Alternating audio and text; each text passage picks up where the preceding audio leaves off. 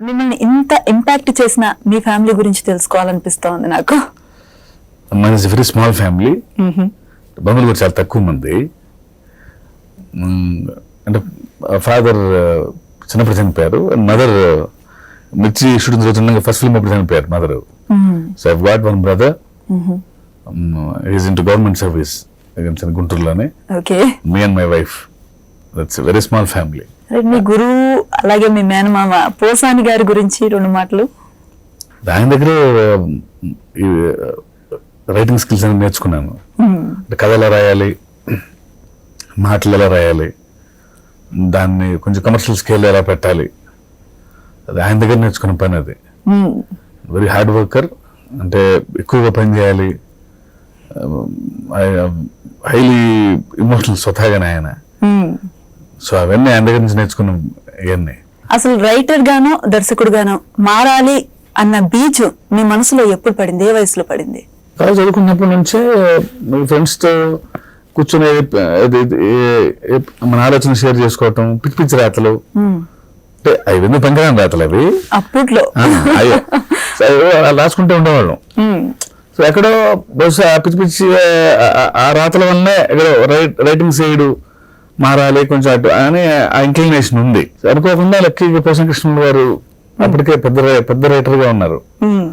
Writing అంటే ఒక interest ఉంది కాబట్టి ఇక ఆయన దగ్గరకు వచ్చి ఆయన దగ్గర వర్క్ నేర్చుకోవాలి అని సో వచ్చి ఇక ఎడ్యుకేషన్ అయిపోగానే ఇక్కడికి వచ్చి దగ్గర పని నేర్చుకుని అలా ఇష్టపడిపోయాను.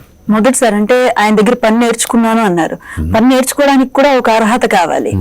ఆ అర్హతని డిసైడ్ చేసిన ఓ రచన. ఎగ్జాక్ట్లీ ఒక రైటింగ్ కాదు కానీ ముందు ఆయన వద్దన్నారు, బాగా చదువుకున్నారు మీరు, సో ఇక్కడ ఎన్నో ఏళ్ళు కష్టపడాలి, ఆ తర్వాత సక్సెస్ వస్తలేదు తెలియదు, but valuable time, prime time అంటే అంత యంగ్ ఏజ్ లో ఆ 5 years మెయిన్, వేస్ట్ అయిపోతుందేమో, బాగా చదువుకున్నారు ఎందుకు అని చెప్పి ముందు ఎంకరేజ్ చేయలే ఆయన, వద్దని. తర్వాత నేను కంటిన్యూస్ గా ఆయన దగ్గరే ఉంటూ అయినా లేదు పట్టుబెట్టడం వలన ఛాన్స్ ఇచ్చేవాళ్ళు. సో డిస్కషన్ స్టేజ్ లో స్వతహాగానే కొంచెం కోపిష్ట మనిషి ఆయన, కొంచెం టెంపర్ ఎక్కువ, ఆయనకి త్వరగా వచ్చేస్తుంది. అదే హెల్ప్ అయింది ఆయన కథలు కూడా. సో డిస్కషన్ స్టేజ్ లో ధైర్యంగా ఆయనతో మాట్లాడేవాళ్ళం, బాగున్నాయి అని, ఇది బాగోకపోతే ఇది బాగాలేదని. అంటే అన్ని కథ కోసమే ఆయన అరిచేవాళ్ళు. ఆయనకు నచ్చింది. అంటే మేము ఎక్కడో ఎవాల్వ్ అవుతున్నాం, ధైర్యంగా చెప్పగలుగుతున్నాం, డిస్కషన్స్ లో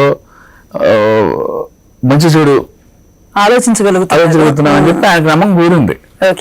so definitely very sensible people వీళ్ళు, వీళ్ళని కొంచెం సానబెడితే మంచి రచయితలు అవుతారని రాత్రి రోజులు పని చేసేవాడు మాతో. అప్పుడేమో పులుసు గారిపోయేది, మరి ఎంత హింస పెడుతున్నాడు ఏంటని. బట్ అంటే అలా చేయటం వల్ల ఎక్కువ సినిమాలు రాసేసి, లేదంటే ఎక్కువ సినిమాలు రాస్తే ఎక్కువ ఎక్స్పీరియన్స్ వస్తారు ఆయన. అంత పని చెప్పేవాళ్ళు. అదే బాగా హెల్ప్ అయింది కెరీర్ కన్నా.